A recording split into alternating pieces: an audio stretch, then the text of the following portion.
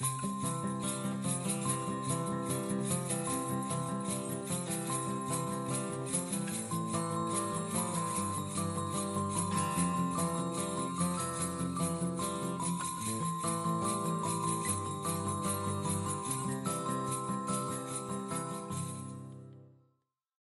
to Thinking Deeply About Primary Education, the podcast that makes time and space to think about pedagogy, teaching and learning, professional development, anything of interest to time poor but enthusiasm rich primary teachers. This week, I'm joined by Christopher Such, Hello again. and together we're going to explore common misconceptions surrounding the teaching of phonics. Fair to say, Chris? Yep, that's exactly what we're going to do. I'm hoping it will be useful and not merely a reading equivalent of the George Costanza family, what is it, the Festivus tradition of the airing of grievances. I hope it doesn't just become me airing grievances about phonics, but it might be 10% that at least, but hopefully 90% useful. Excellent. Looking forward to it. But first, Chris, what you reading for?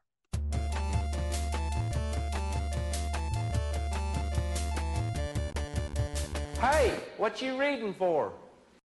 Recently, I have had reason to go back to a book that was released earlier in the year. So it's my kind of second or third time of reading it. But when you hear the title, you'll know that that's not too much of a challenge to reread. It's Developing Expert Teaching by Peps McRae. It's probably, 5,000 words long at most, possibly even less than that.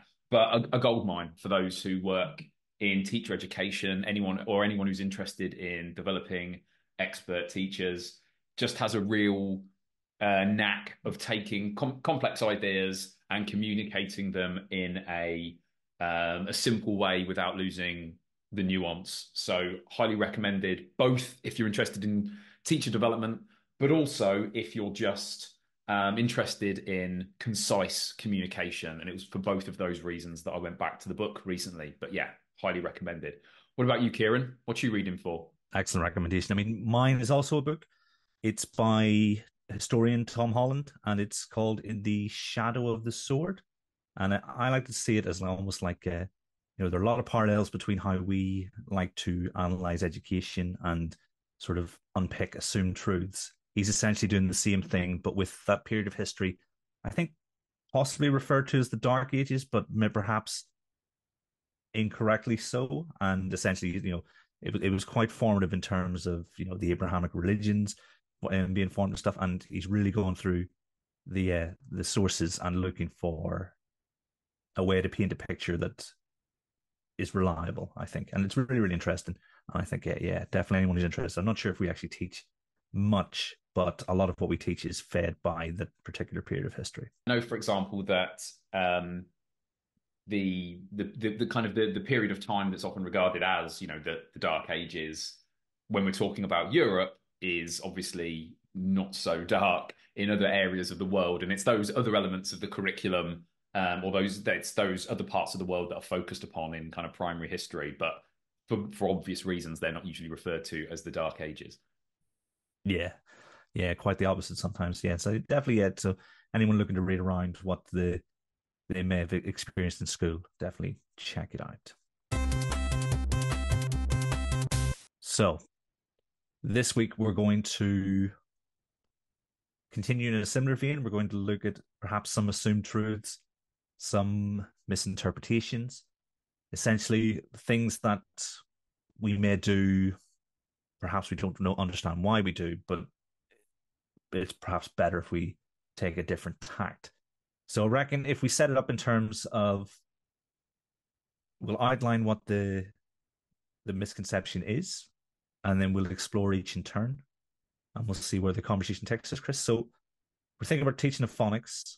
What do you think the almost like the primary misconception is, and what does it mean for us in the classroom? There are loads of misconceptions, and I'm sure we'll explore many of them today. I would say the one that is most fundamental to the subject itself that I come across is around the purpose of phonics. Like, what's it for? And when I say that this misconception is fundamental, what I mean in many ways is that as well as getting to the heart of the subject, it's also a misconception that I think is unfortunately sometimes promulgated by people and organizations that are considered to be authority figures. And this misconception is about, what is the purpose of phonics? And the misconception in particular is the idea that systematic synthetic phonics programs, or in fact any systematic phonics program, is aimed at taking pupils to the point at which they are fluent readers. So the idea is you pick up pupils who have the basics of spoken language, and you put a systematic phonics program in place, and that phonics program is done once pupils are fluent readers, and it's not done before that point. That's kind of the number one misconception that I'd like to address. I think I remember a conversation where you and I had this misconception. and I remember you explaining it to me. I mean, this was a couple of years ago now. So, I mean, where do you think it comes from? Why did I think that? There is a tendency to try and, for good reason, to simplify what we think reading is and how it develops. Particularly when we want to share messages that are easy for schools, teachers, etc., to grasp. And so what we end up doing is saying, okay, we can basically simplify our writing system, our orthography, into a set of correspondences between letters and sounds. And so if you're going to learn how to read, you need to know about those correspondences. You need to know how to use them. In other words, blend sounds together. And once you know that stuff, you can read. And that means you will be presumably a fluent reader. So there are these correspondences between letters and sounds. So for example, in the word chat, we might say that there are three sounds, chat, and we can say that they're being represented by the letters CH, A, and T in turn.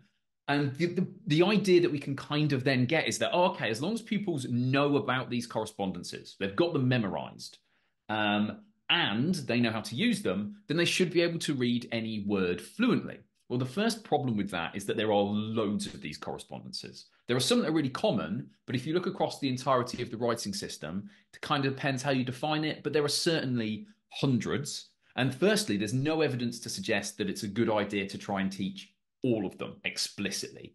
What we have fundamentally when it comes to phonics is an underlying purpose, which is not to teach the entirety of these correspondences. The purpose of phonics, the reason it's been designed, the reason it exists in schools, is to teach pupils the most common correspondences, enough of them so that they can then begin learning to read through reading practice. And this means that we have these misconceptions that arise where we simplify what we think the writing system is. We can say to ourselves, oh, okay, kids, just once they've learned all these correspondences and how to use them, they'll be a fluent reader. But the reality is, of course, when a pupil goes to an unfamiliar word, let's say the first time they come across the word machine written down, it doesn't matter if they already know every grapheme, phoneme correspondence that can possibly exist across the entire language. The first time they see that word, they are likely to say something like machine or machine. And it's only through decoding throughout the word, then correcting that mispronunciation, something sometimes known as mispronunciation correction or set for variability, as we discussed previously with Dr. Danielle Kohlenbrander. It's only when they do that that they then go, oh, okay, hang on a minute, I've got this word in my vocabulary, or we hope they do. Got this word in my vocabulary. This is actually machine. I can now pronounce this correctly. And then the second or third or fourth time they come across that word, it becomes natural, but not the first time. Just because you know perhaps the entirety of the code and you know how to use it doesn't mean that you can immediately decode that word. In short, what that means is that there is another massive step to be taken in order to become a fluent reader.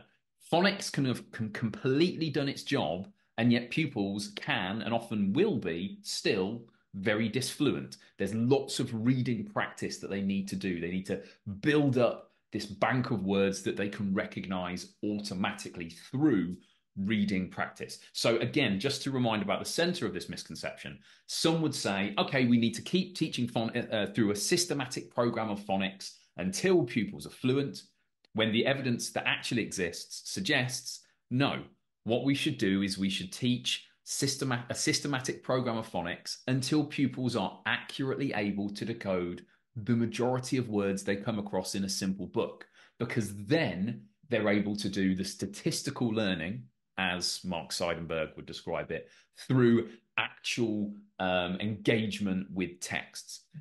Phonics just gets us going. Now, this isn't to say that we shouldn't carry on teaching phonics explicitly beyond that time to, sensitize pupils to other parts of the writing system. A bit of explicit instruction to help with spelling, etc. Really valuable thing to do.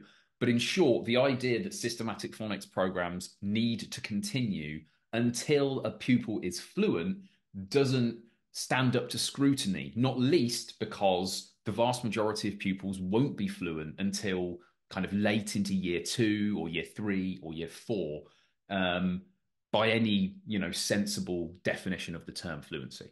Nice. I mean, my youngest is actually, maybe a third of the way through year 2. And I actually see him going through this phase. He's since, I don't know, maybe November, December, he can decode a whole lot more, and he will sit with a book now and read. So, yet he has not completed, whatever program was in place, because he's still got 2/3 of the year to go and stuff like that there, so as you're speaking, I can see that. And I can also see why I might be susceptible, because I do like to generalize and simplify things down. I think a lot of it comes down to arguments around explicit instruction, because in the end, it's such an inviting argument to say, okay, there's this code, so let's teach all of it explicitly and then get pupils to practice applying it. And that's it. That's what we need to do in order to teach reading. Unfortunately, what happens with that is that we fail to recognize that there are hundreds of thousands of words in English, tens of thousands that will be in a pupil's vocabulary, even just by the time they leave in year 6. And the idea that we would teach explicitly the grapheme phoneme correspondences for every single word, one by one, obviously that has to be somewhat decontextualized.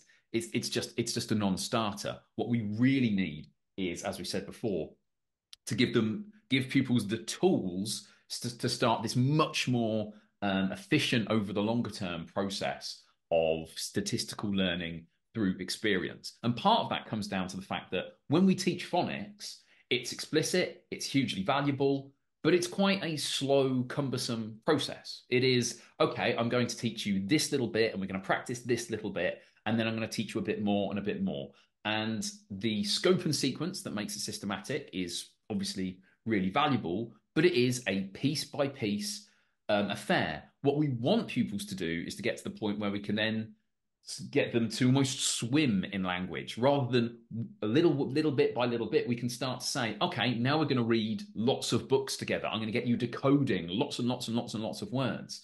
Once pupils are at the stage where you can sit them down with a book and they can decode 30 or 40 or 50 words in a minute or a couple of minutes, you've got to take advantage of that pace, that opportunity to kind of engage them in language in a much pacier way than we can do through explicit instruction. And it's a kind of almost unfashionable way to think about things, because so much of what we talk about is these are novices, so they need explicit instruction. They don't just need kind of experience. But when it comes to the teaching of reading, the reality is that, yes, they need that explicit instruction, but that explicit instruction is serving the purpose of allowing them to get to the point where they can benefit from that masses of experience with reading. You've mentioned in the past about not the parallels, but almost the opposite between like Japanese. For instance, I mentioned last week the boys were learning Japanese on Duolingo, and the idea that you've got to commit a certain amount of characters to memory, and that's almost not how English works. It's would it be a syllabic language as opposed to Yeah, so Japanese operates through a couple of things. I mean, in terms of the sounds that it represents individual syllables using symbols that are a collection of which is called a syllabary. There are other elements to Japanese as well that represent I believe, kind of morphemes, kind of directly in the same way that elements of Chinese do. I might need to be corrected on that, but certainly in terms of the sounds that are represented, it is on the basis of syllables. Nice. I mean, I bring it up because I've been doing it with them just to see how they're getting on and things together. And part of it is learning. There are three different groups of characters, and if you want I don't know, a real time experience of what it's like to be in that situation where you're, the distinction between committing things to memory and then using them, I think, yeah, it's been pretty painful, and it's only really enjoyable when you start then putting those syllables and those characters together to make words. I mean, it is just words. It's not the 30 or 40 words a minute that that a language with Latin characters. Is that how they're Um, described? Yeah, indirectly, yes. I mean, obviously, it's kind of Greek alphabet, then kind of translated through. It's a Greek alphabet trying to, in terms of what we use, an originally Greek alphabet, I believe, kind of Latinized, if you like, and it's trying to portray a primarily Germanic language. Fantastic. Is Indo-European? Is that what they call it? Indo-European? No. Yeah, so yeah, all of these, so all of those languages, so Latin, Greek, the Germanic languages, all of those find their roots through Proto-Indo-European. They're all kind of connected in that sense. Right. Yeah. I mean, long way of saying if you want a first-hand experience, I reckon check that out. Um, because yeah, a lot of what you're saying, I can see. I mean, this is what I always do. Whenever you're talking about things like this, I always try to relate it back to my own experience because my own teaching of phonics and reading could have been much improved. If you were to rate this in terms of how necessary it is to avoid, so say 0, it doesn't really matter if it happens or not. 10, we should definitely avoid this. Where would you rate it on that scale? I'd put it pretty high. I'd say, funnily enough, this is one of those ones that um, I don't think this is a misconception that too many individual working teachers hold. I think it's one of these ones that people who are interested in phonics, often advocates of phonics, people who talk about reading generally, who are kind of in the end still quite influential for this reason. Um, it's those that hold that, and I would say it's kind of like a 7 or 8 out of 10 that I'd prefer it if they kind of were moved away from this misconception. I mean, and the reasons for this are the problems that can come about through this. So, one of the first things that I have seen, and this is a common issue actually across the wider education system that comes about because of this promulgation of this misconception. It's pupils being in the wrong interventions. It's a really common thing to see pupils who are who are relatively disfluent. They're not fluent readers, and so they are automatically put into a phonics intervention. And that might be the right thing for them. There are lots of disfluent readers who do indeed have a lack of alphabetic code knowledge and a lack of ability to use it in terms of blending, who will benefit from phonics. But just as frequently, when we're talking about pupils in upper key stage 2, key stage 3 and beyond, just as often, you actually look at their code knowledge and their ability to blend. It's basically fine. It's not perfect, but it's where you would hope a year 1 or year 2 pupil would be, so that you can start them on this process of statistical learning through reading of books. So the first reason, as I say, this misconception is a problem. Kids end up doing more of their systematic phonics program when what they actually need is reading practice. They are disfluent, but it's not because they can't decode enough individual words to get going. I'd say the second thing that comes about through this, and this is just starting to grow, so over time I'm worried that more and more teachers will think this way. I found that there are teachers that say, okay, I've got kids in year two. They've been through the phonics program. They seem to be okay decoding individual words, but it's really slow. It's really choppy. In effect, they're saying their reading's disfluent, and then their answer is then like, "Oh, what's gone wrong? Why has phonics failed this pupil?" And the point is that it hasn't. It's just that you've been sold it in the wrong way. You've been sold this really valuable thing as the full journey to reading fluency, when all it's ever intended to do, is to get pupils to the point where they can begin to decode individual words for themselves, so they can make that journey to fluency. So I worry that over time, this misconception as it spreads can lead to teachers feeling quite disillusioned with phonics because they think it's meant to do something that it doesn't. And linked to that, sometimes I think this misconception is, even if it isn't explicitly stated, you can see it play out in the way that schools operate. So they'll have a really robust phonics program in place. It's taught really well. They're really thoughtful about making sure that it's consistently taught and that pupils who struggle are given appropriate interventions, everything that you'd want about a phonics program. And then at the end of that phonics program, kids start doing reading lessons where they're not actually decoding text, where they're not actually reading lots of text, because you know what, they finished the phonics program, they've smashed the phonics screening check in year one, etc. Okay, now I can just read aloud to pupils because we're working on the comprehension side of things. It's like, no, most of these kids are not going to be fluent readers yet. They've not decoded lots and lots and lots of words. This process will be going on for the entirety of their primary and I hope secondary education. This gradual accumulation of knowledge about how words are spelled, so they can be immediately recognized as pupils come across them in text. So in short, you see this misconception implicitly play out in schools that have a really robust approach to phonics, want to teach pupils about comprehension and give them lots of experience with texts, but don't make sure that pupils are doing lots of decoding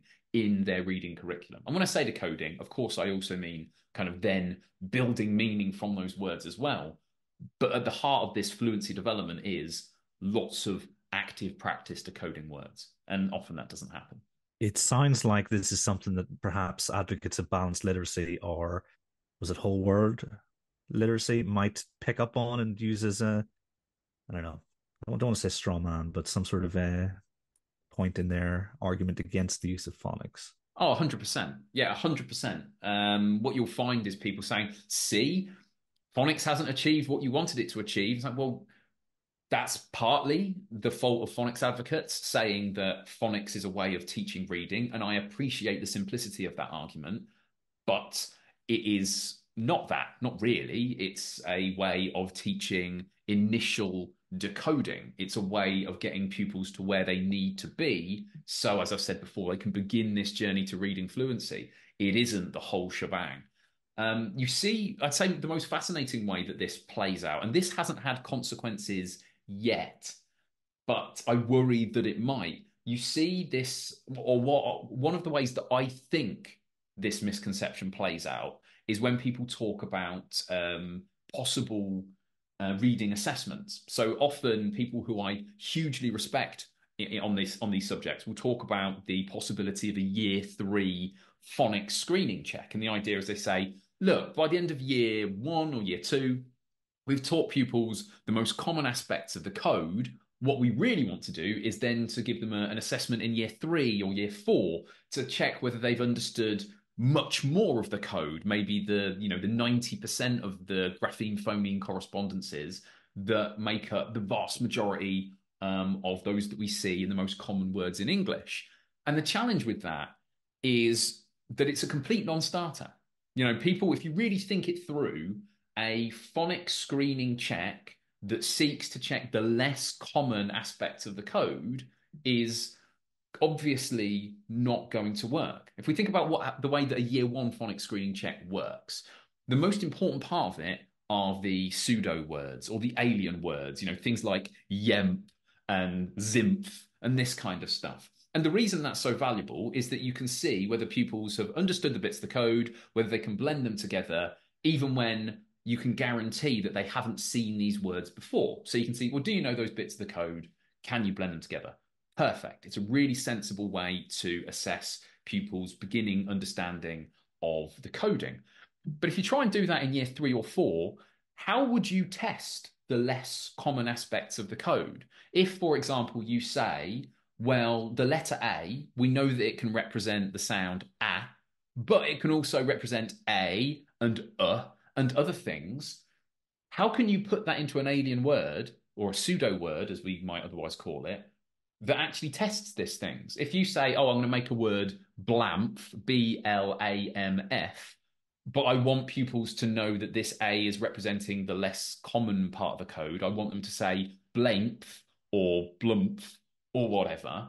It just doesn't work. The reason that the phonics screening check works is because we are relying on pupils to use the most common correspondences that we've taught them. As soon as you say, oh, I want to test these less common correspondences, well, why wouldn't the pupils use the more common ones in the test? And you see this issue in some words already with the year 1 phonics screening check. There are some words that have happened in the past kind of 5-6 years of phonics screening checks where you look at it and you look at the answer and you can say, well, actually, there's another answer to this that would be perfectly reasonable for pupils to say based on what they've learned about the way that English works.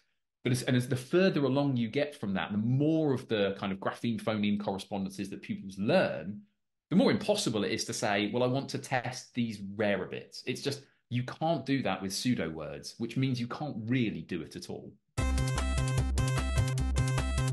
I mean, that's a pretty robust exploration of that particular misconception.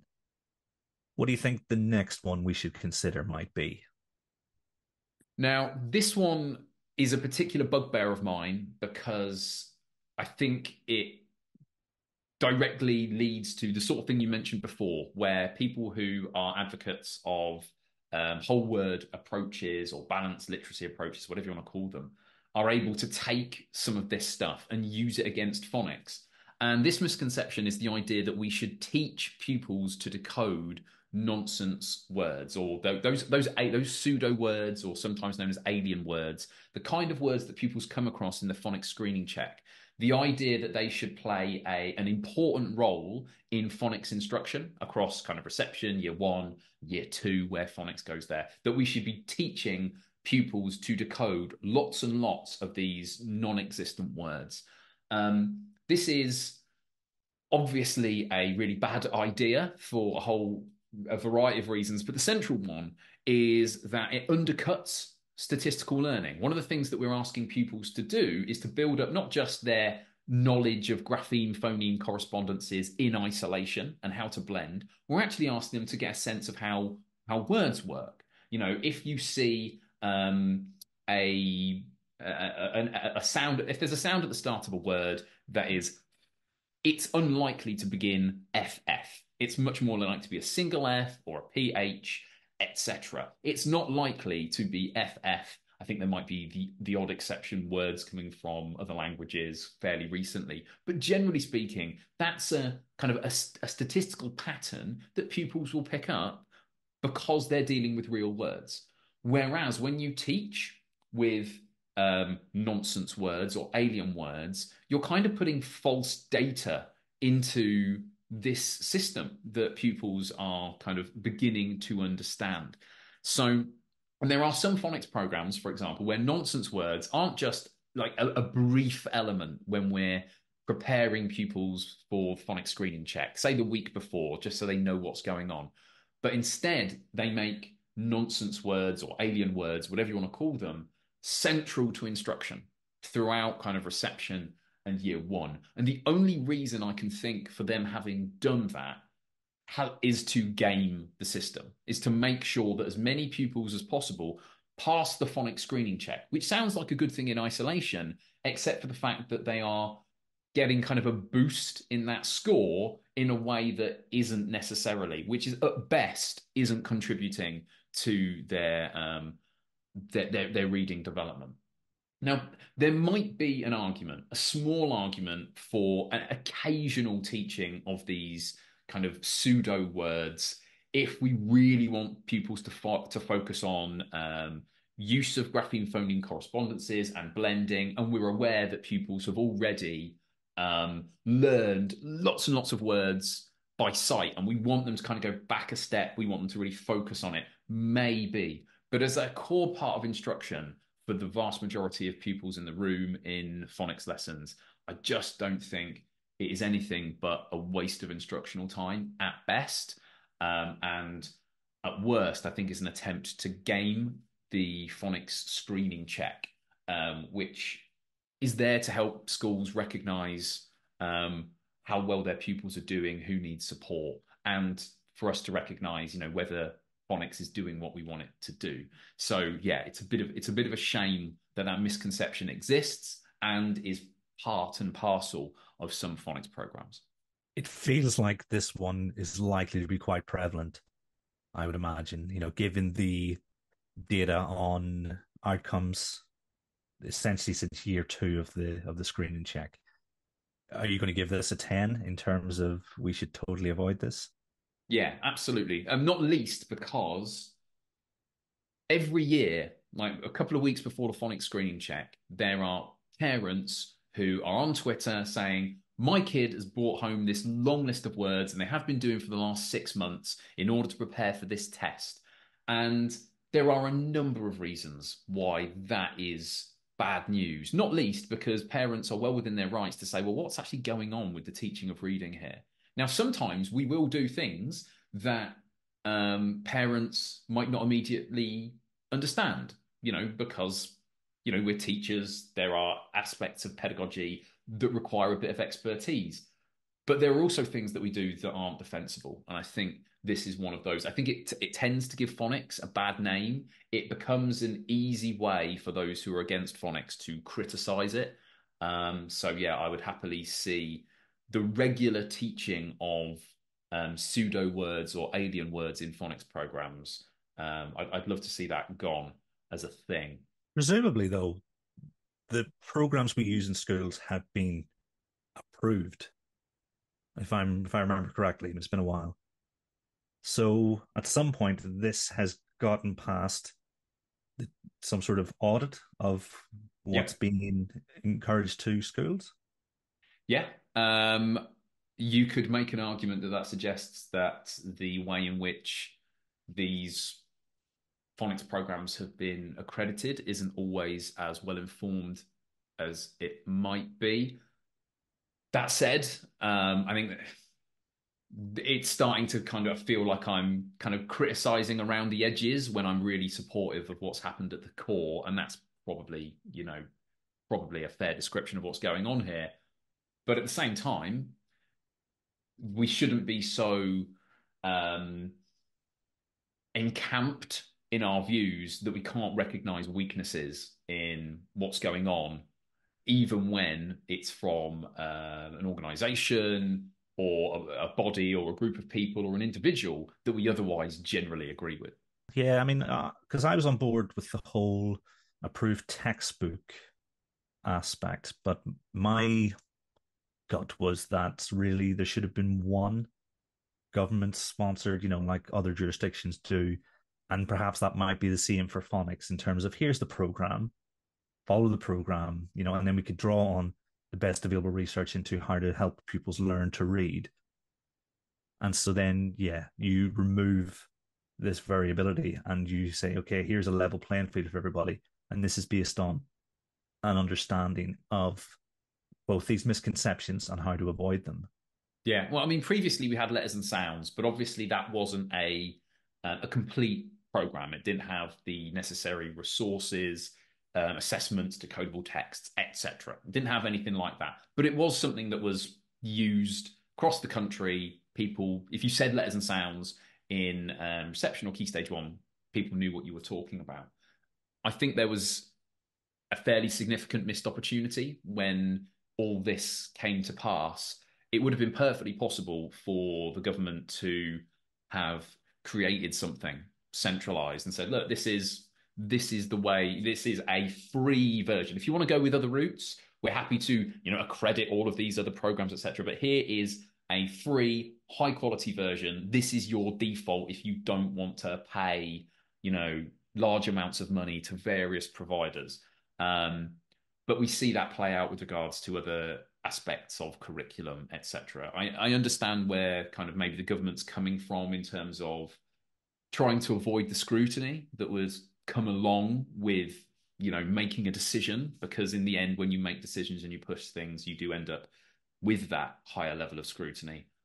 But yeah, I do think it's a slightly bizarre situation to have primary schools across the country year after year paying subscriptions or paying huge amounts of money for professional development and programs, and the government to be kind of acting as a distant arbitrator of that stuff, rather than saying, you know what, we can make sure that there's a freely available high quality alternative that you can turn to. Now, in all fairness, there are some phonics providers that do provide most of their stuff, if not the entirety of their stuff, for free, but often these aren't the ones that are particularly well organized in the way that you can find the resources on their website.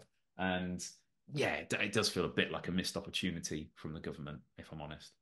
Yeah, a number of times they just haven't gone that final step, but they would get a lot of flack for removing the creativity from education, etc., etc. I mean, the downside to letters and signs is that 22-year-old me had to, here's the code, here's the sequence, far away, and luckily I had some really, really good colleagues who supported me in task design and stuff like that there, but it was not helpful at all for someone who never taught phonics before. No, absolutely. It really was not, from my experience of it as well, particularly supportive for those who were new to it, didn't know what they were doing. So again, I'm genuinely happy that that there is a requirement, that there's a certain standard of phonics program that's required, a certain amount of resources, support, assessments, etc., that have to be built into that. I'm just somewhat disappointed that schools across the country are paying huge amounts of money, when it's all put together, huge amounts of money to what are in effect private contractors. So we've had a 7 or 8, we've had a 10. What's our next misconception? Well, I'm going to start off by saying that this one is more like a 3 or a 4, and you'll see why in a moment. A misconception I come across, again, I've seen it in official documentation. I've seen it in bits and pieces that come out from groups that are associated with the DfE. It's the idea that the evidence suggests that we should be teaching phonics for an hour a day by the end of reception, and possibly quite early within reception. Now, the first thing I want to say is, if you work in a school and you are currently teaching 60 minutes of phonics a day, perhaps you break it up into 2 blocks of 30 minutes. Maybe it works in all sorts of different ways. Maybe some pupils are accessing 60 minutes of phonics and others less, etc. And it's working for you. Don't necessarily change anything based on what I'm saying now. But the fact that that is often like a stated aim of the DfE, to say, we want to get kids reading up to, we want to get kids doing phonics for 60 minutes a day. And, evidence suggests this. Well, it doesn't. This isn't to say that we might not see down the line, there might not be comparison of programs, etc., that say, actually, 60 minutes really, it makes a massive difference compared to 45 or 30 minutes a day. We might see that down the line. But currently, the vast majority of whole class or intervention programs that have been studied, that are the reason why there is this consensus around systematic phonics, most of them are between kind of 20 and 45 minutes, either per session or per day. So the idea that we could then say, well, on the basis of that, why not a bit more, I don't think it's ideal. It might be, as I said, really valuable to do 60 minutes. But I would say that from my experience of teaching anything with very young pupils, there are diminishing returns. So it's not the case that 60 minutes is twice as much learning as 30 minutes. Far from it. Even if you break it up across the day, it just doesn't work like that. And especially with pupils in reception, we have to be talking about opportunity cost. That's something we talk about with any year group, but especially in reception, where we are possibly, well, we're almost certainly looking at lots of other things that are just as, if not more important than this early reading development. We're looking at, the development of pupils' ability to deal with social interactions, their ability to physically move comfortably through their environment. That's, in other words, their gross motor control. We're looking at their fine motor control, their communication capabilities, etc., etc.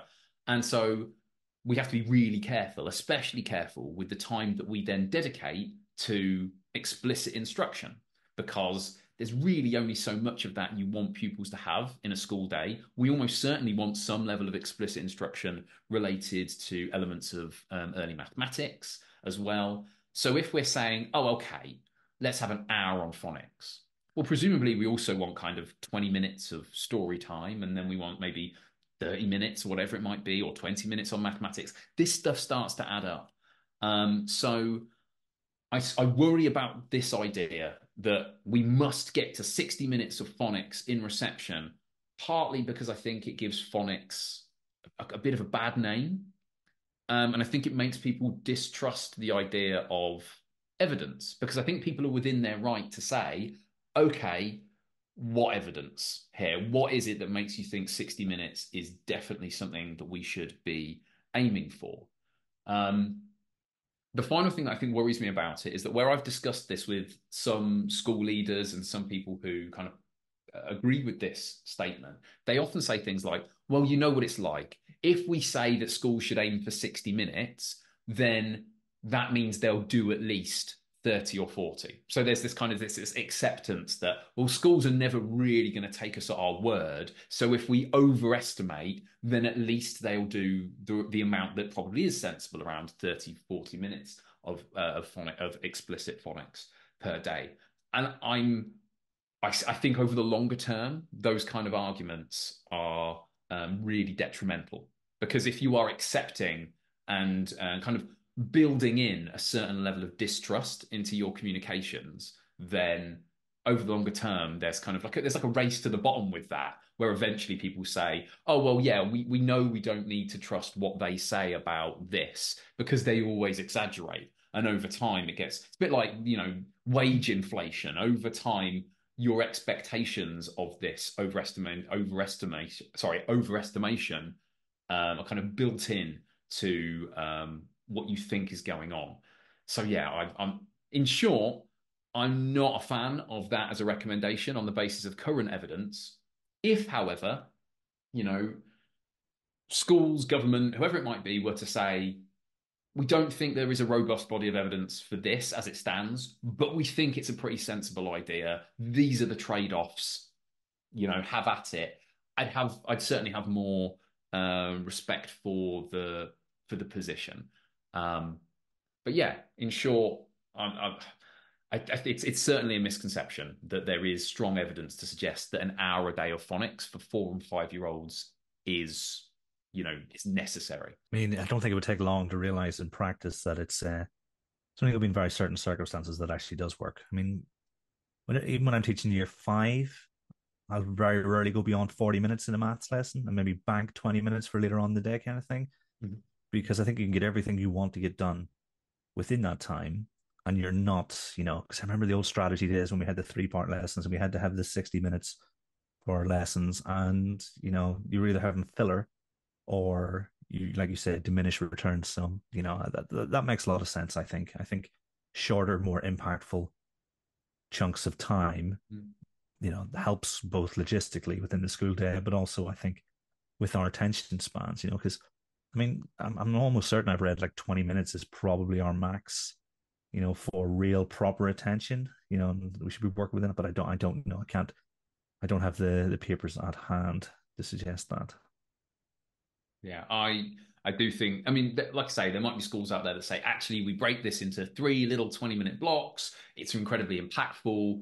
We know that it goes a little bit beyond, what the body of evidence suggests at the moment, but it's working for us. It's not that far out of the realms of the reasonable. We're going to continue with it. I think it's defensible. I just think the idea of authority figure saying, no, this is the target, this is where you need to be, isn't, yeah, it's not what I would regard currently, at least, as an evidence-informed position. Yeah, it's like a well crafted set list. Start off with two big bangers, then bring the tempo down. Maybe we're in the slow section, and then ramp it back up towards the end. Well, it remains to be seen. But what would your fourth misconception be, Chris? Yeah, this is obviously a 10. This is obviously it's so for a variety of reasons, as well as being arguably the most damaging misconception. It's also possibly the most common that exists in schools. And it is the idea that kids who struggle with phonics should be taught to memorize lots and lots of whole words. In other words, people say, okay, these kids are struggling to blend, or they're struggling to remember kind of code knowledge, so grapheme phoneme correspondences. What we're going to do, we're just going to start trying to teach them on a word by word basis, thousands upon thousands of words, and we'll see where we go from here.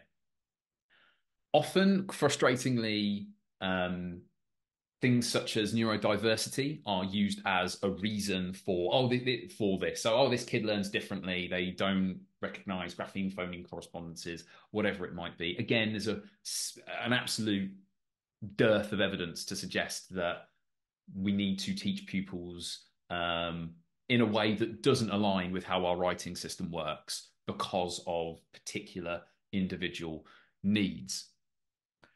But the reality is that every single fluent reader who exists will have to become expert in their understanding of and their use of grapheme phoneme correspondences.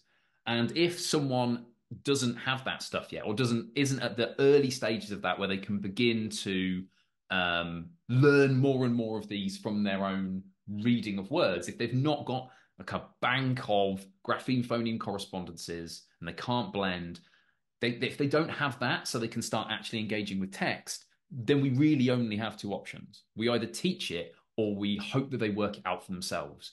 And the teaching of lots and lots of individual words is effectively that second strategy. It's effectively saying, I know that you're going to have to read tens of thousands of different words in order for you to be able to be a fluent reader.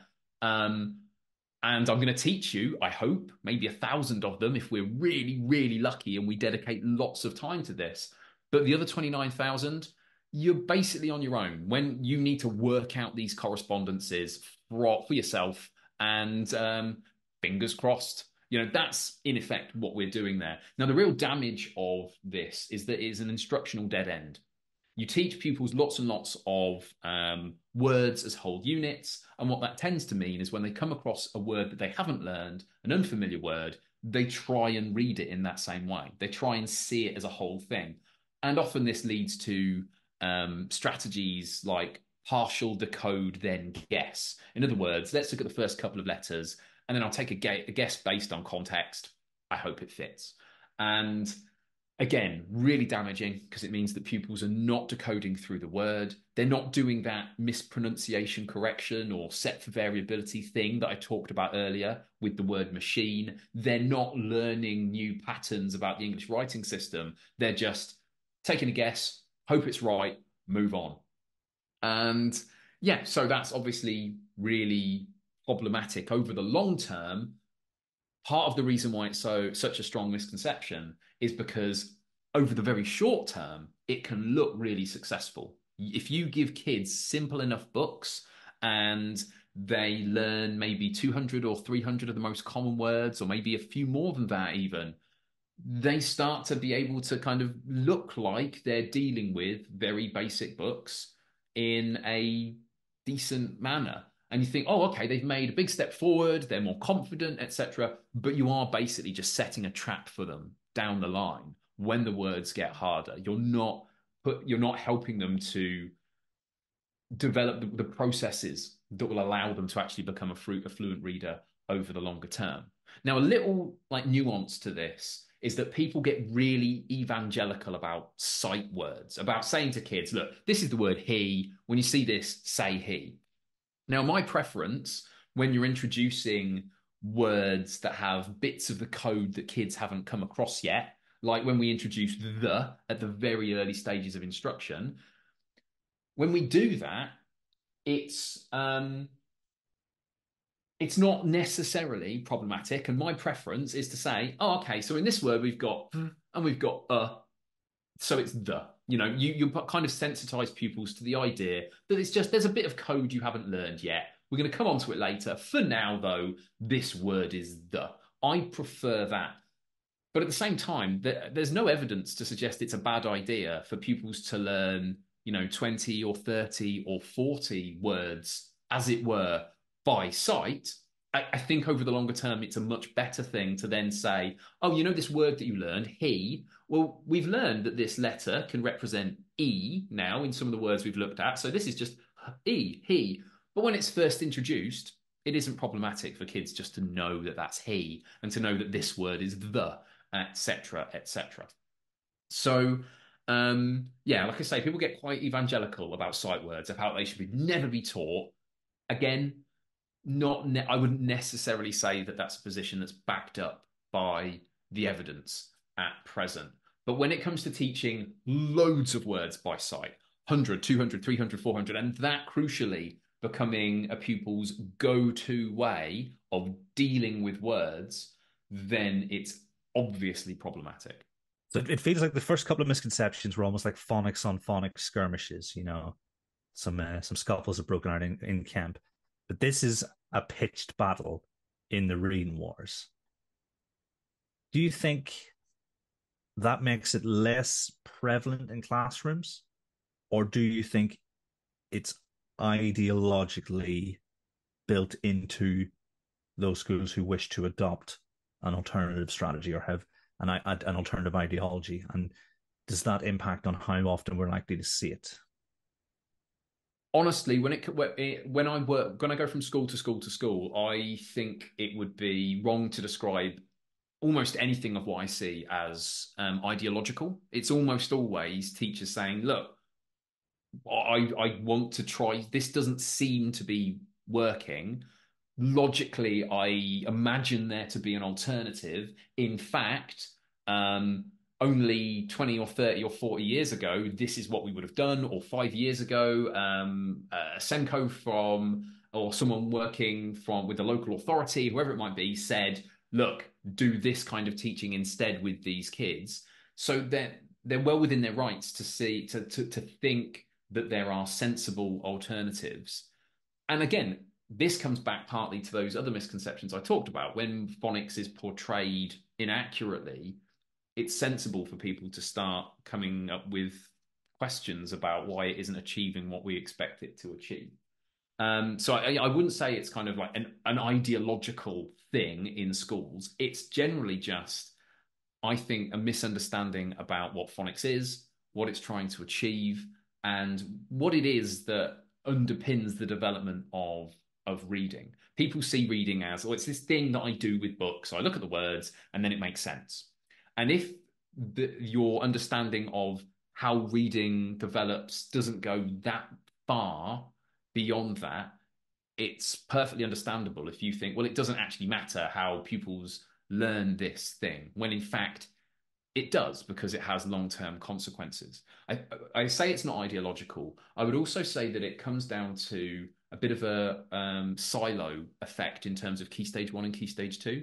If you've only ever worked in Key Stage 1, or if you've almost only ever worked in Key Stage 1, what you see are kids struggling with phonics in some cases. And what you see is, well, if I start teaching them lots and lots and lots of whole words, in some cases, it allows them to start feeling a bit more confident, start accessing books. Great. Why would I not want to do that?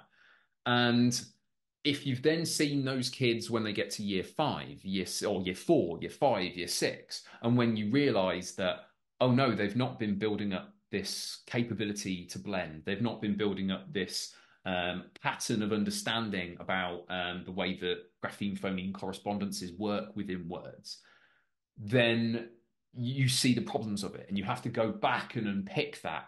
I think often it would be helped considerably if those with expertise of supporting struggling readers in Key Stage 2 were able to have conversations with those in Key Stage 1, and vice versa. Just as often you have people in Key Stage 2, if not more often, in fact, you have people in Key Stage 2 who have no idea about how phonics is taught in Key Stage 1 or reception in their own school. So a little bit more of a joined up view of how reading develops, how it can go in a wrong direction would be helpful. But as I say, don't think it's necessarily ideological as much as people desperately trying to help pupils and them kind of working their way through misconceptions that exist around phonics. And dare I say, quite often, a lack of training about reading development, like, what reading is, how it develops, why certain things that we might otherwise neglect are actually really important.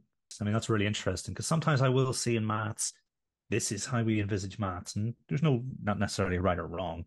Obviously I have my preferences, but sometimes, it can feel like ideology has driven the decisions that are made. So it's interesting to see that that's perhaps not the case with phonics.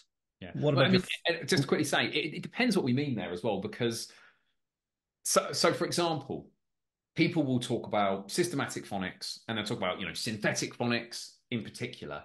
Well, the evidence that synthetic phonics is a superior approach to analytic phonics isn't all that robust. It seems to be the case that it might well be that that synthetic phonics is better than other approaches. I think it's certainly the case that it's easier to organize instruction in a systematic way. If you're teaching synthetic phonics, I think it's much easier to to teach systematically, to build up through the correspondences to see who's got off the train at certain points. But that kind of evidence that, you must teach, synthetic phonics over, say, analytic phonics isn't quite as strong. I mean, I would consider myself an advocate of systematic synthetic phonics for the reasons I just mentioned. But what is kind of non-negotiable at the heart of this is that pupils do need, if they're going to tackle words, if they're going to tackle unfamiliar words and go through that kind of mispronunciation correction or set for variability that we talked about earlier, if pupils are going to do this stuff, if they're going to become fluent readers through their experience of text, they have to have some understanding of the relationships between letters and sounds, and they need to be able to blend those sounds together. That's a non-negotiable. And you really need pupils to, well, ideally, to be taught that explicitly, because your other option is letting them work it out on their own, which will work sometimes, but it certainly is less likely to work for those pupils who struggle to learn to read. I can imagine the conditions it'll work, and it's normally those children who are already advantaged from the outset. So yeah, I totally see where you're coming from. What about the fifth misconception? So this one I have to be really careful with, because it is, I'd say it's arguably the most nuanced of all the ones I've talked about. And this misconception is that pupils should only decode, so practice reading using decodable books. And they should do that only all the way up to the end of year one. And until the end of year one, pupils should not have eyes on text trying to work out what the words are and what they mean in any book that isn't decodable. And that applies to all kids. Now, this is something I've definitely seen being advocated. The first thing to note is this really isn't an evidence-informed position. Where we kind of start talking about the value of decodable books, we are really looking at an extension of the theory of what we think. We think this is what reading is. So, and practice, explicit practice tends to be a useful part of teaching. And this will allow them to practice this thing that we've taught. That's the justification for decodable books. There isn't that much research that actually compares programs that do and don't use decodable text. That's the first thing to note. Having said that, based on my understanding of reading, I am an advocate of the use of decodable texts in early reading instruction. But the question is how and to what extent do we start allowing pupils to practice their own reading in texts that aren't so tightly phonically controlled? So a reminder to the listener, what we mean by decodable text is a book where the range of grapheme phoneme correspondences has been intentionally controlled in order to make sure that the pupil is practicing what they've learned in their phonics program rather than having to kind of take a guess at lots and lots of words, primarily because that it builds pupils kind of bad habits in guessing at words, and it also can be really destructive to a pupil's confidence if every second or third word they have no idea how to deal with. So, decodable books, yes, a good thing, but how do we use them?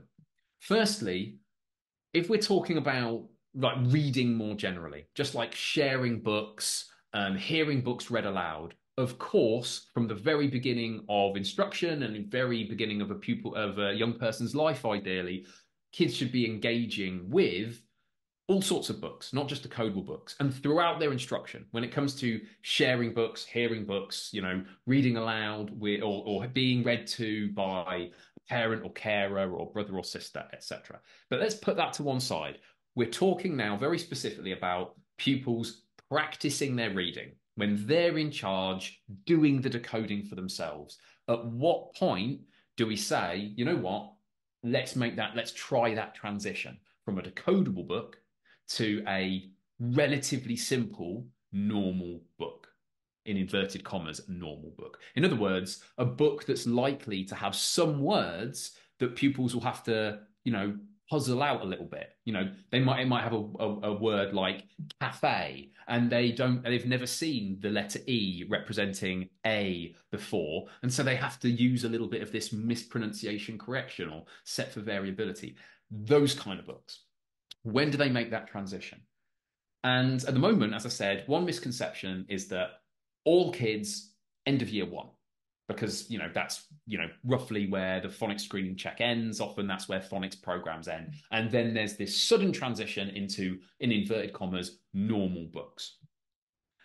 Now, again, I don't think there's any evidence to suggest that's how we should go about things.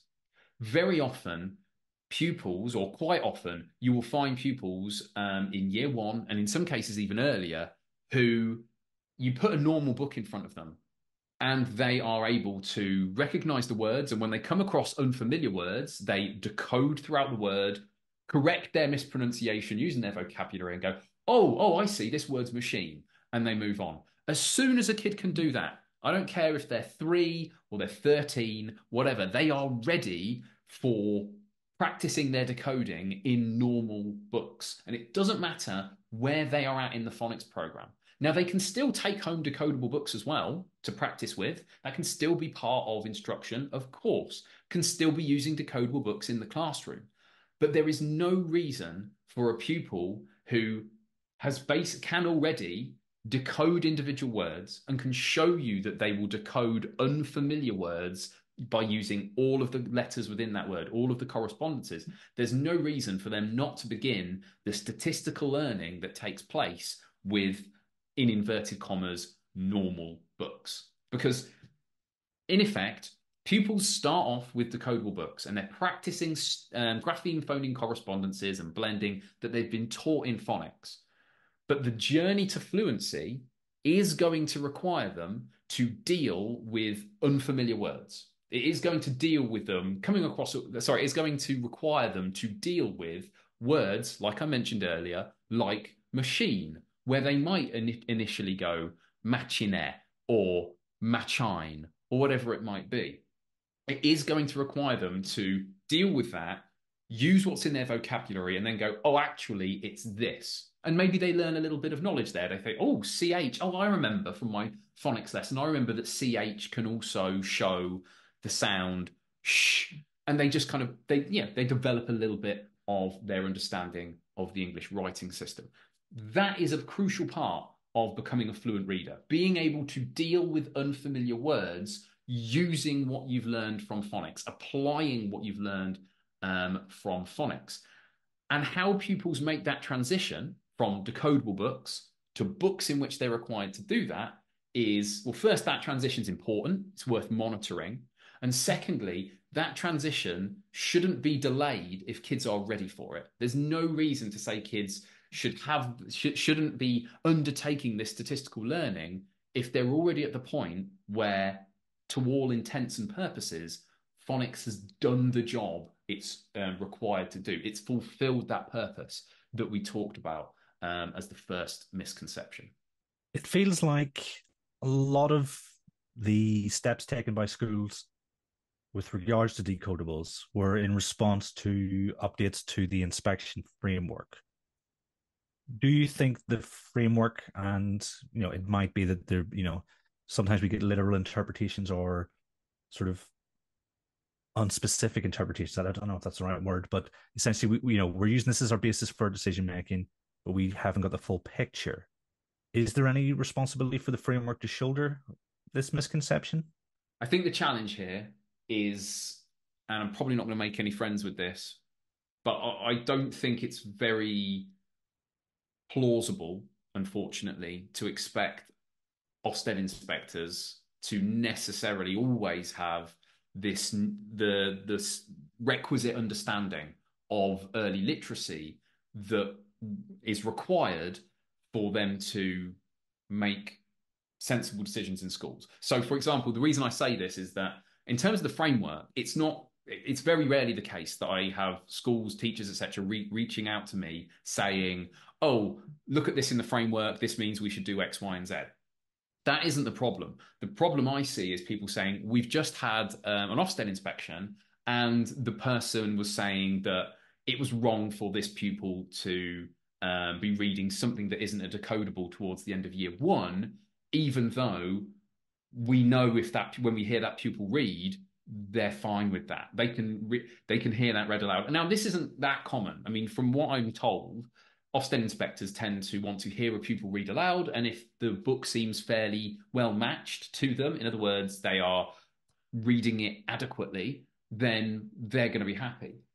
I think the challenge is that, as I said before, it's quite likely to be the case that some Ofsted inspectors just don't really have a requisite understanding of why we might use decodables in reception in year one, and why different pupils might make that transition in terms of their independent reading from decodable books to normal books at different points.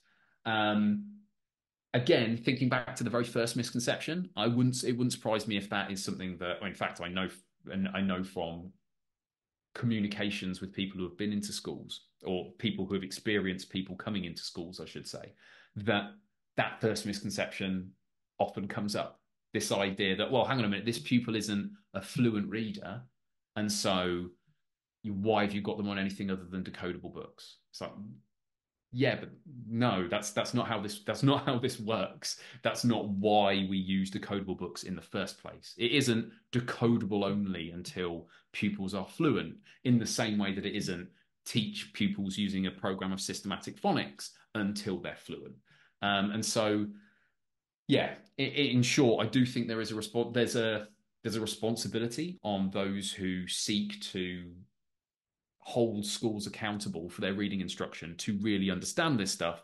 But the pessimist in me recognizes that we might never be in a situation where that expertise is going to be there, because there's just so much that an Ofsted inspector could, in theory, know about. We could be having this argument about the use of manipulatives, or we could be talking about all sorts of things. It just tends to be quite high stakes when it comes to early literacy, because there's such a focus on it. Yeah, I mean, that's exactly what I was going to come back with, is that it's impossible for them to be expert, particularly when the system is geared towards secondary so much. And, I'm sure I've said this on the podcast before, but one of the things I always tell my teachers is that you are the expert when you're being inspected. You need to be able to explain, this is why I've done this.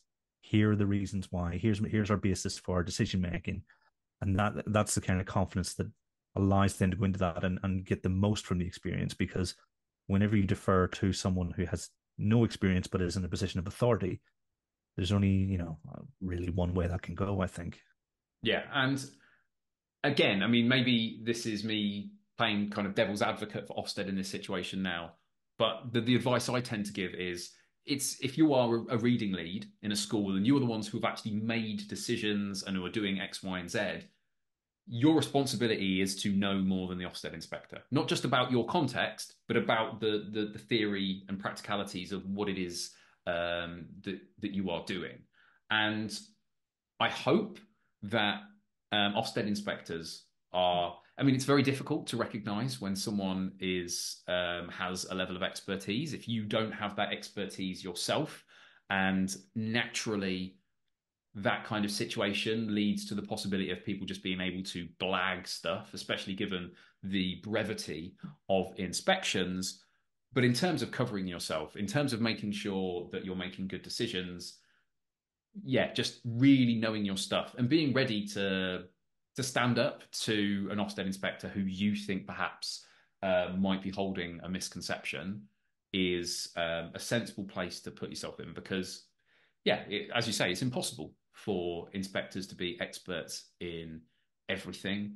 Our responsibility is to know what we're doing, to be able to defend what we're doing, regardless of whether it's to Ofsted or to a governor who's really interested in how reading is taught, to a parent who's bringing their kids around the school and wants to know this stuff for good reason. We need to be ready to, yeah, to defend our what we're doing and why. Worst case scenario, the emergency valve is always, well, Suchmo says, and then the inspector will go, oh yes, well, terribly sorry. Sorry to bother Oh, you. I don't know about that as a safety valve, but at the very least, yeah, it's an again perhaps an unfashionable thing to say right now. I imagine it is an incredibly difficult thing to go into a school and to try and work out what a school is doing. Again, as an inspector or as anyone else, to go in and to say, oh, is the provision of reading adequate? Is it better than that? And to such severe time constraints, it must be an incredibly difficult thing to achieve regardless. So, you know, some sympathy to anyone in any role whose job it is to work out whether early literacy provision is adequate. Yeah. Well, I mean, I think sympathy is relative to the amount of self-awareness that someone has, because obviously if you think you can do it, that's a different situation, isn't it? Oh yeah. If someone turns up with a decent degree of humility, but again, I mean, that brings us to a challenging conversation because to what extent? I mean, open like rhetorical question: to what extent is it professional for an Ofsted inspector in a primary school or elsewhere to own up to that level of humility, to be able to say, you know what, I know enough about reading instruction, but I don't know everything. You know that's the sort of thing that I imagine you can't really own up to at any point. It must be a really tricky balance to having between humility and still having to represent yourself as an authority figure in terms of the kind of the judgment that you will place on a school. I think that's a whole episode on its own. Maybe one that we'll never get to. Who knows how things might turn out in that respect. So we've got a few more, Chris. Oh yeah, 3 more that I've got written down. Others that might bubble up as we're going along, but no, I'm pretty sure just the 3 I think is plenty for this Festivus. What are we going to next? So the next one, kids who are struggling to decode definitely need interventions that explicitly teach grapheme, phoneme correspondences. In other words, if a kid does actually have issues decoding individual words, what we always need to do is to find the place in the systematic phonics program where they are best suited and plonk them in it and do an intervention on that level. Now, in some circumstances, again, yes, this is pretty sensible. If a kid genuinely doesn't know aspects of the code that you think they need to know or that is part of your phonics program in order for them to begin decoding words, then of course, use your phonics program. Go through it step by step. And of course, we want schools to use the same language and routines that are associated with their phonics program in order for pupils to have that kind of consistent pedagogy with this stuff. But very, very often, pupils in Key Stage 2, especially upper Key Stage 2, and from discussions with secondary colleagues, quite often in Key Stage 3 as well, what we see are pupils whose code knowledge is fine. They've often been through lots of systematic phonics interventions, and to the point where, if I don't necessarily recommend this as a teaching tool, but in terms of assessment, you could get your flashcards out and say, what's this? And kids say, oh, that's shh. What's this? And they say, oh, that's the spelling of etc., etc., etc. Their code knowledge is grand. They're absolutely fine with their code knowledge. Quite often that's fine, and the problem is blending. You say, okay, I've seen that you recognize these grapheme phoneme correspondences. I've put them together in a word. And let's say the word is stamp. And what kids will often say will be stam or stap or sam or sap. You might even hear them go sap or stat or whatever it might be. It's not that they haven't recognized the grapheme phoneme correspondences. Perhaps ideally, they've even recognized them quite quickly. But when it comes to blending them together, that's where they really struggle. And I would argue, and again, this isn't an area where I can point to particular papers that have compared things in a randomized controlled trial or anything like that.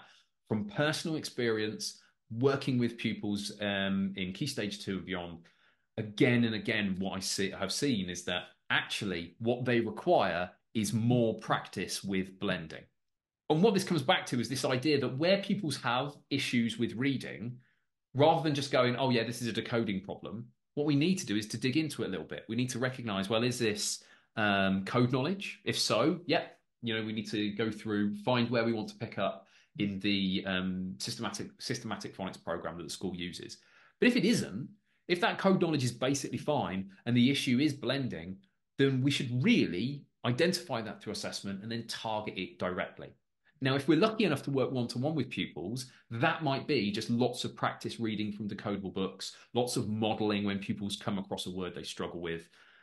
If it might also involve something like continuous phonation, where we basically scaffold blending a little bit. So in a word like, I don't know, shrimp, instead of going sh, r, I, we might go shrimp as we're moving our finger kind of through the word.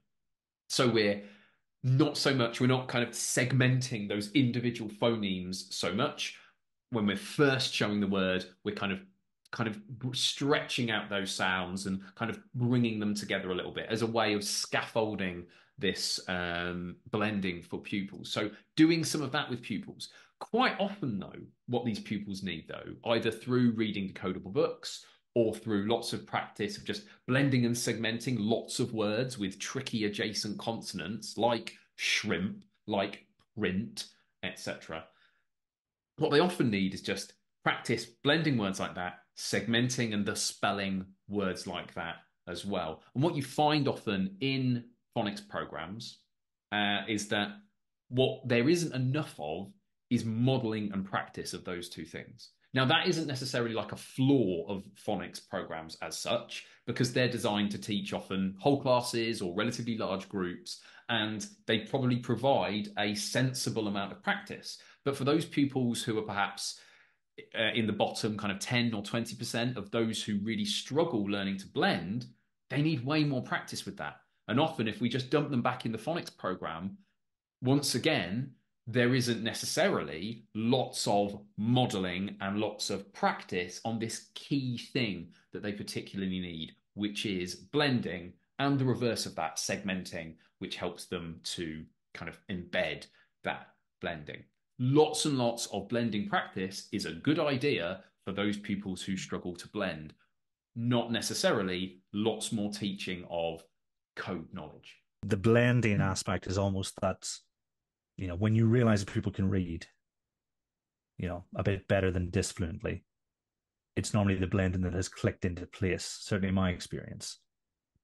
Is that, and the fact that this might be quite prevalent, score highly on our avoid scale? Yeah, it for me it does. I'd say kind of like an 8 maybe on our relatively arbitrary scale. Possibly it might score higher, except for the fact that it isn't an issue that affects that many pupils. But amongst those pupils who really struggle with reading in Key Stage 2 and beyond, actually quite a high percentage of those are affected. So for those pupils that, in terms of their literacy development, perhaps matter most to us at any given moment because they are the most likely to leave our school and able to read, of those, I think this is a really prevalent issue. Again, it's worth noting I can't point to at the moment to a particular program or a bit of research that says, look, if a kid's code knowledge is fine, but they struggle with blending, do this. There isn't anything I've found that I can just point to and say, oh yeah, go through these steps instead. There has to be some level of understanding of what blending is, and then some sensible guesses about what we might do next. So, for example, what I tended to do with pupils who struggle with this stuff is I would do blocked and then spaced practice of particular adjacent consonants. So, for example, I might get them to, I would model and then get them to have a go at decoding a word like, say, sport, and then spit, and then spill, and then, I don't know, Spain. And I'd go through those. So that's kind of like blocked practice of two particular adjacent consonants. Now, I wouldn't teach that as a blend. I wouldn't say, well, these two letters together are sp. I'd never do that. I'm still interested in individual phonemes, but I would be giving them that blocked practice of how those two phonemes are beside each other, how we co-articulate them, how it goes. So when we see Spain, how that S and the P kind of fit next to each other, how they sound coming out of their own mouths. So I do that perhaps with S and P, and then perhaps S and L, or N and T at the end of the word. And so across an intervention with lots of modeling, lots of practice, perhaps with 30 or 40 words, they've seen these consonant clusters, which is what they really struggle with often with blending, these consonant sounds next to each other. They've seen them blocked, so they kind of build a bit of confidence with them. And then towards the end of the session, we mix it up. You know, I'll bring out these words kind of one by one. Or I'll say, actually, these words are going to appear in these 2 or 3 silly sentences that I've written. Let's see if we can work out what's going on in these sentences. Can we work out these words? I think a bit of blocked and then spaced practice with adjacent and consonant clusters is a sensible idea. Open to people saying, actually, Chris, there's this bunch of research papers that suggest there's a better way of doing this. Please, if you've heard about this stuff, send it my way. But the short version is, kids often struggle to blend. Often the problem isn't code knowledge. So I want to target that blending. And I want to target it through lots more modeling of that than they often get in phonics lessons. Often phonics lessons, most of the modeling is done by other pupils and done not necessarily that well. But lots of modeling from the expert adult who's working with them. Lots of practice of that, ideally blocked and spaced practice of particular consonant clusters, and then that in context. So for a lot of kids, you can get away without organizing that instruction ever so carefully. You can just say, you know, we're going to read some decodable books together, because that's going to give you a lot of spaced practice of lots of this blending. That's a perfectly sensible way to do things. But often, particularly if you're working with a larger group, just reading a decodable book together is quite a challenging thing to do, to actually get all pupils actively decoding. So then kind of sets of words might be a useful part of that intervention. I mean, it does seem really sensible. We could call it the RAMS, you know, the relatively arbitrary misconception scale. We could bring it back whenever we're exploring things like this. I like it. Yeah, so that one scores quite highly. Like, did I say an 8 on RAMS? Because it's really important, but it doesn't affect it. You know, maybe kind of 5-10% of pupils kind of fit into this bracket in my experience. Oh, I'm going to jump in with one other misconception that I completely forgot off my list. We don't have to do a lengthy thing about this, but it comes up loads. Loads of schools will say to me that, oh, the Ofsted inspector was in and they wanted to know what we were doing for our bottom 20% of readers. And whether that's a misconception on the behalf of the Ofsted inspector or the school, I don't want to guess. But it's really important to know that when people talk about the bottom 20%, this is a rough guideline for the bottom 20% across the country, that are most likely to struggle with reading. It's a very rough estimate, I would say, probably taken from things like discussions of functional literacy or functional illiteracy, I should say. It's a very rough guideline, but also it's a national guideline. If you are working in a school that for some unknown reason has got, a cohort of year one kids and every one of them is already a fluent reader, you do not need to talk to Ofsted about what you're doing for the bottom 20% of kids who are already reading, Crime and Punishment or whatever it might be. It's a national figure. It's really talking about what are you doing for those pupils who are most likely to struggle. So in your school, that 20% might be actually 30% of that year group or 40% because of the circumstances in which you work or because of just the idiosyncrasies of a particular cohort. If your Ofsted inspector is talking about, oh, but I'm interested in the 20% particularly, it's worth you addressing that misconception head on and saying, well, actually, that 20% is nationally. We have a greater percentage of pupils in the year group we're currently talking about who struggle with reading, or we have a lower percentage than that. These are the pupils who struggle. This is how we assess the ways in which they struggle. And this is the support that we offer on the basis of that assessment. That's really what we're talking about with that 20% figure. Presumably, those children who are reading Crime and Punishment in year one are the same 3-year-olds who were ready for quote unquote normal books. And we're moved on, whether they were 3 or 13. Yeah, quite possibly. Yeah, anyone reading Crime and Punishment in 5 or 6 is probably well on the way to a midlife crisis, age 12. The great existential crisis in year 7 or 8. Yeah, no, but I know what you mean. Even just taking out those children who were born from, say, March onwards, can quite often impact on who your brackets bottom 20% are, because there's a lot of development still left to go there in terms of reading and stuff like that there. Yeah, it's a cliche at this point, but it's always worth taking a look at your list of interventions, list of struggling pupils, and then having a look, like by birthday, like when were they born? And so often it's pupils who are at the end of the academic year who are, in terms of their, on average at least, in terms of their attention span, working memory development, everything, are at a disadvantage relative to their peers. So this is not to say that you then go, oh, okay, this pupil doesn't need any support, doesn't need any help.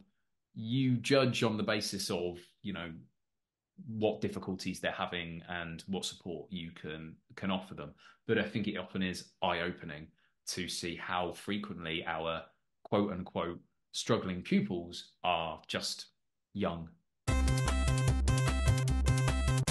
So the next one's a big one. And I read somewhere that at every moment in the day, someone somewhere in the world is making this argument online. Feels that way. It certainly feels that way. I've heard every version of this argument, and I constantly regret the fact that I've not just written a blog that's entitled this and then can direct people to it, because I've said the same thing over and over. And the misconception is this: generations of people learned to read without phonics, so it's silly to think that phonics is important. Now, the first bit's kind of true. Generations of people did learn to read without programs of systematic synthetic phonics existing in their school, but this isn't a reason to think it's a silly idea to think that systematic synthetic phonics is an important thing in schools. Now, a few things to address here is that when people say to me, I never learned anything through phonics, they almost certainly did a bit. Phonics is ubiquitous. It's almost impossible not to engage in phonics in some way. If we remember that, if we're just thinking about phonics, not the systematic bit, not the synthetic bit, just phonics, all we're talking about is making explicit the links between letters and sounds. So if you're reading a book with a kid and they come across the word cat and they're struggling with it, and you say, oh, look, this at, while pointing at the letters, you've done some phonics. It's not systematic.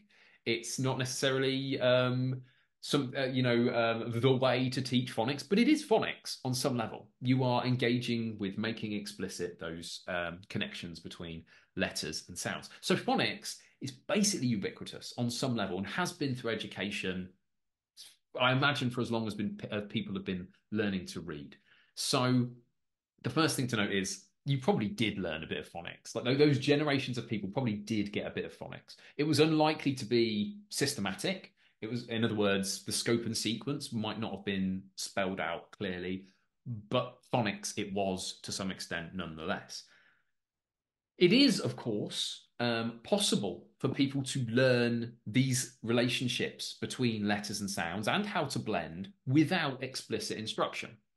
We know that around 1 to 2% of pupils arrive at primary school or into reception already kind of quite capable as readers. They're sometimes described in the research as precocious readers.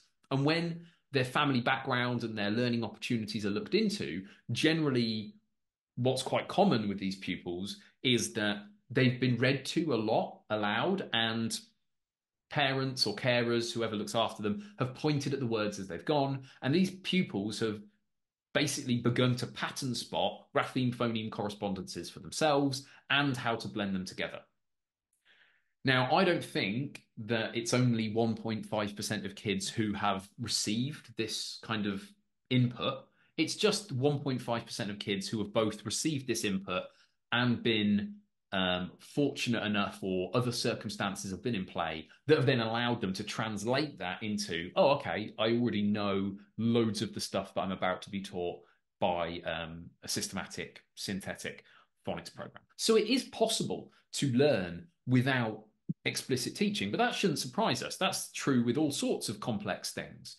I remember working in a play scheme. I'm sure I've said this on the podcast before, so I apologize for the repetition. But I used to work when I was 18, 19, 20, 21. I worked in a play scheme in the summers. And one of the things we did was we offered the chance for pupils to learn chess. We would teach them how to play chess.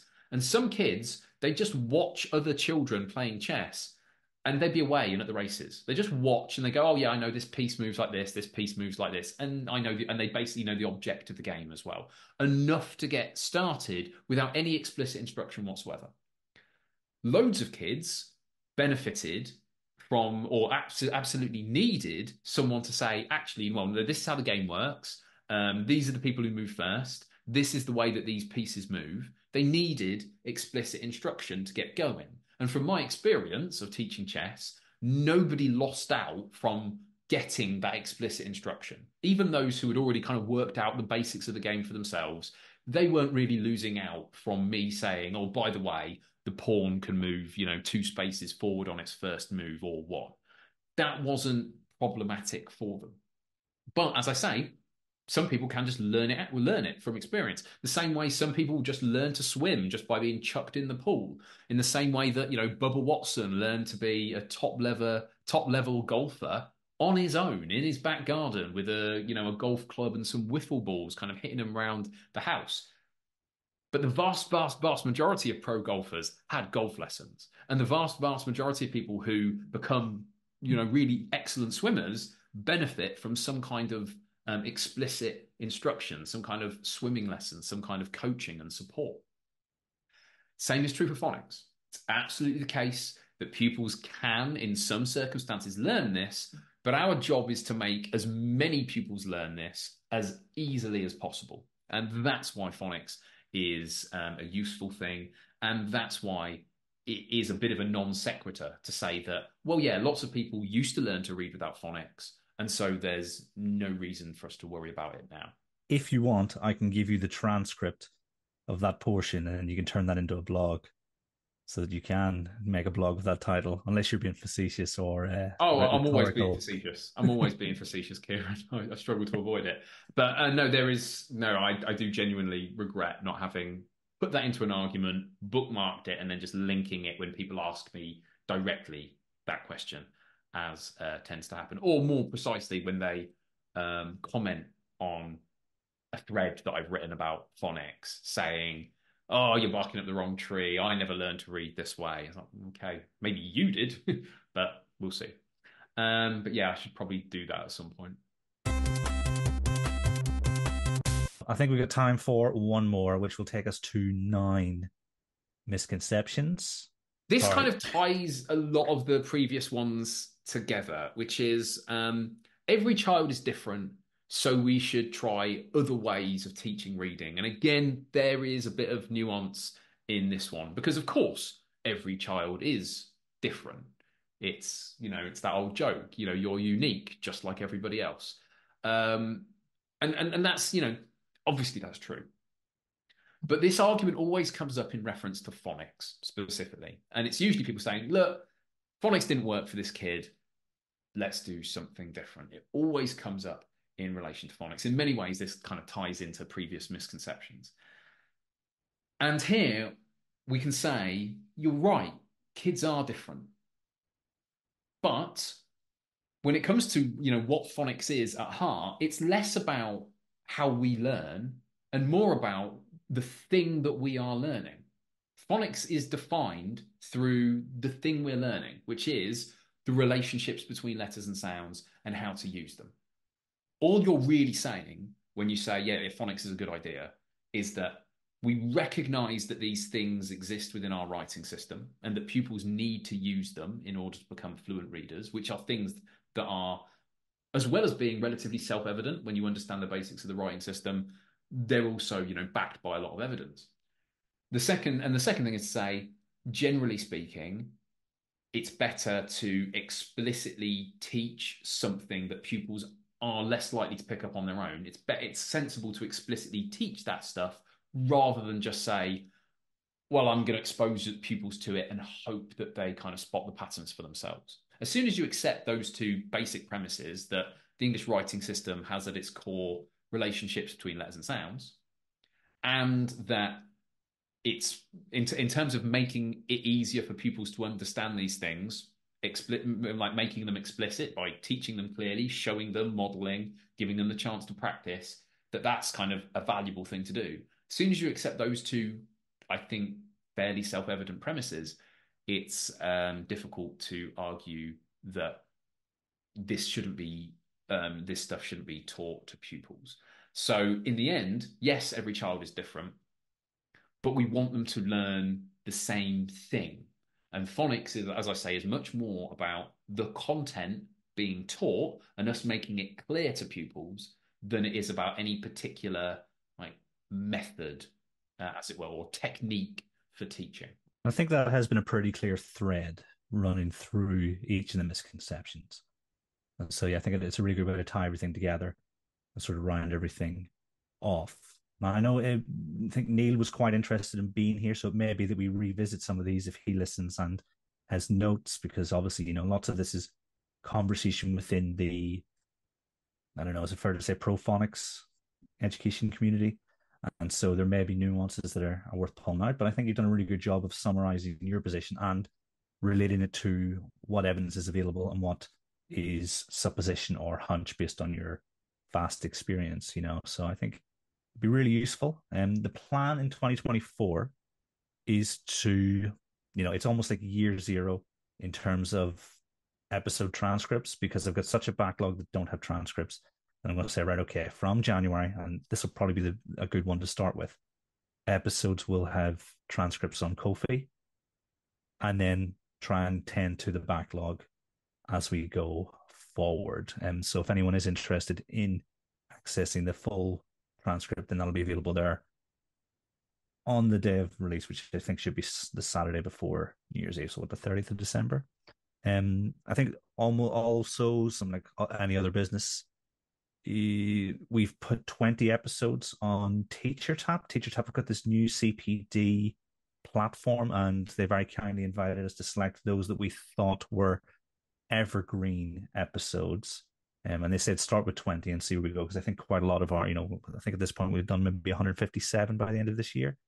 So it was tough choosing them. So I asked lots of different people for their thoughts. So yeah, worth checking that out. I mean, I'll find out the name and I'll tweet or maybe the link so that people can have a look, because it seems like there's going to be lots of different CPD opportunities hosted via TeacherTap. Looks really cool, but all I've seen so far are my entries. Just to sum up, the misconceptions we mentioned today, and I may not remember the one that you added in ad hoc, Chris. The aim of systematic phonics programs is to teach pupils to the point where they're fluent readers. So that's almost like our first misconception. Yep, and so that's our first misconception. The response to which is that's not the role of phonics programs. We want to teach pupils enough of the code and the blending so that they can then begin the process of going to reading fluency. We should teach pupils to decode nonsense words or pseudo words. Yeah, they're useful for assessment, but they are not great for instruction, not least because they might impair kind of the statistical learning that we want pupils to be doing. Evidence suggests we should teach phonics for an hour per day by the end of reception. It might be beneficial, but the research into systematic phonics programs that has been done and interventions of this sort tends to be more like 20 to 45 minutes. Kids who struggle with phonics should be taught to memorize lots of words, lots of whole words. Fine to memorize a few, or at least that seems to be what there's no research to suggest otherwise. But as soon as kids are using that as their go-to way of dealing with new and unfamiliar words, then that is problematic over the longer term. Pupils should only read decodable books until the end of year one. In some circumstances, they might, but as soon as a pupil is decoding through the word and able to deal with kind of basic, in inverted commas, normal books, then don't prevent them from doing so, but manage that transition from decodable books to normal books to make sure that pupils are still decoding throughout the word when they do. Generations of people learn to read without phonics, so it's silly to think it's important. Phonics has always been somewhat ubiquitous, though it's true to say that lots and lots and lots of people learn to read without a systematic phonics program, but that doesn't mean that it isn't beneficial for young readers, especially those that struggle to read. Kids who are struggling to decode need interventions that explicitly teach grapheme-phoneme correspondences. In some cases, this might be true, but there are also lots of pupils who, when you assess them, show you that their alphabetic code knowledge, their knowledge of grapheme phoneme correspondences, is actually where you want it to be. And the central problem is blending. And for those pupils, that's the thing to target. Every child is different, so we should try other ways to teach reading. Obviously, it's the case that every child is different.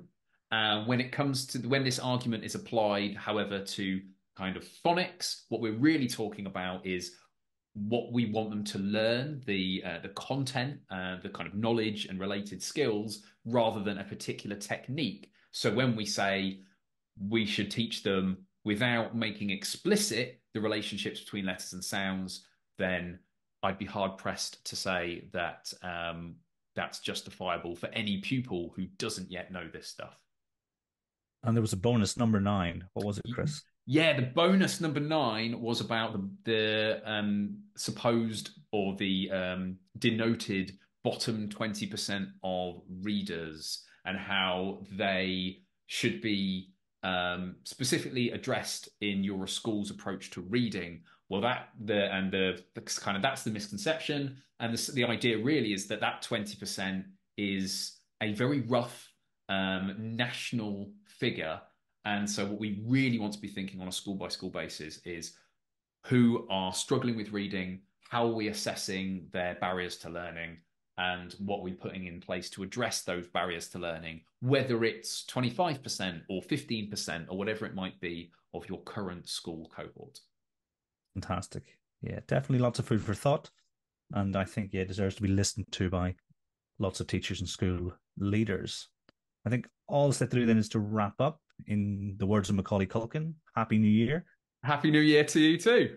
Because we're very close, and hopefully everybody feels refreshed in time for the new term. Thank you very much for joining me, Chris. Anytime. Thanks for having me. And everyone at home, until next time, thanks for listening.